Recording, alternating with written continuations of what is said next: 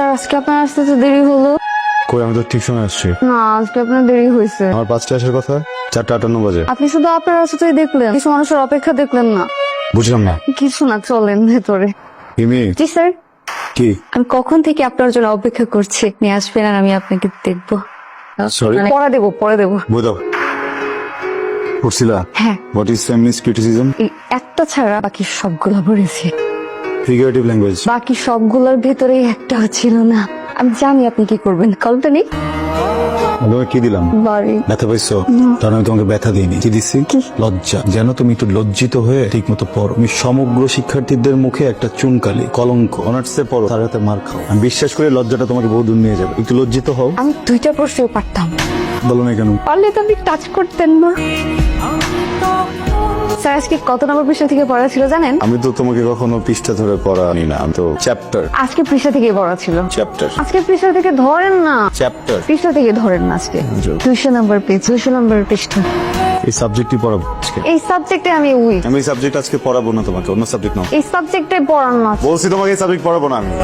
আমার তো ঘোরা আছে বলতে ভালো লাগতেছে না। এই বইয়ের ভিতরে একটা চিঠি আছে, ওই চিঠিটা আপনি পড়বেন, আর চিঠিটা পড়বেন, পড়ার পর আমাকে জানাবেন। আর যদি আপনি অ্যাভয়েড করেন তাহলে আমি একটা উল্টাপাল্টা কিছু করে ফেলবো।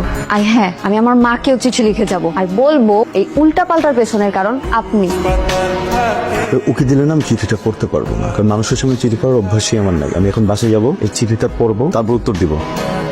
আমি কি সারা জীবনে ছোট থেকে যাব? কখনো না কখনো তো বড় হব, আমার বিয়ে হবে, আমার বেবি হবে, একটা সময় আমি বুড়ি হব, মরে যাব। দেখেন, 4 লাইনের জীবন লিখতে লিখতে শেষ হয়ে গেল। এই 4 লাইনের জীবন একটা মানুষের স্বপ্ন কি পূরণ হতে পারে না? আমি আপনাকে ভালোবাসি sir, please accept my love. Please আপনি আমার আম্মুকে একটু বলেন, ইতি আপনার হতে পারি বউ।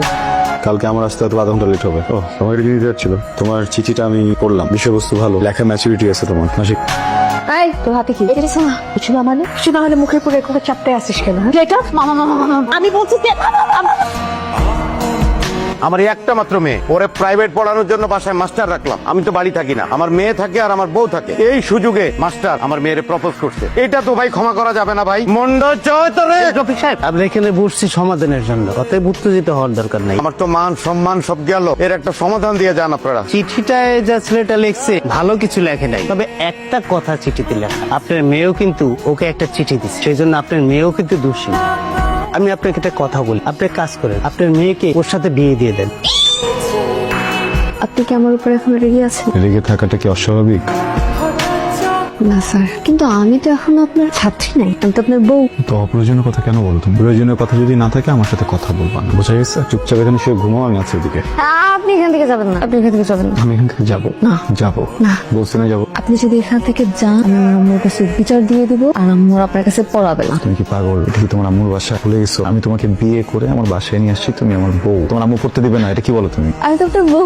আচ্ছা, আমি বউ হিসেবে আপনাকে একটা রিকোয়েস্ট করি, এইভাবে বলেন আগে রিকোয়েস্টটা রাখবেন। কিভাবে? মাথায় কসম দিয়ে বলেন রিকোয়েস্টটা রাখবেন। আরে কি করতে? হাত ছাড়ো। আমি আমি- আমি কসম কাটি না, ছাড়ো। না না প্লিজ। কসম কাটি না, হাত ছাড়ো। না, বলো রিকোয়েস্ট। আপনি আর ছাত্রী পড়াতে পারবেন না। স্যার স্যার শুনেন না, একটা কথা বলবো। স্যার আজকে আমরা একটা নতুন চ্যাপ্টার শিখব। হ্যাঁ, আর চ্যাপ্টারের নাম হচ্ছে লাভ ইচ আদার। আপনি বলেন আমাকে অনেক ভালোবাসেন। আমার মতো মেয়ে পাওয়া আপনার 14 গোষ্ঠীর সৌভাগ্য।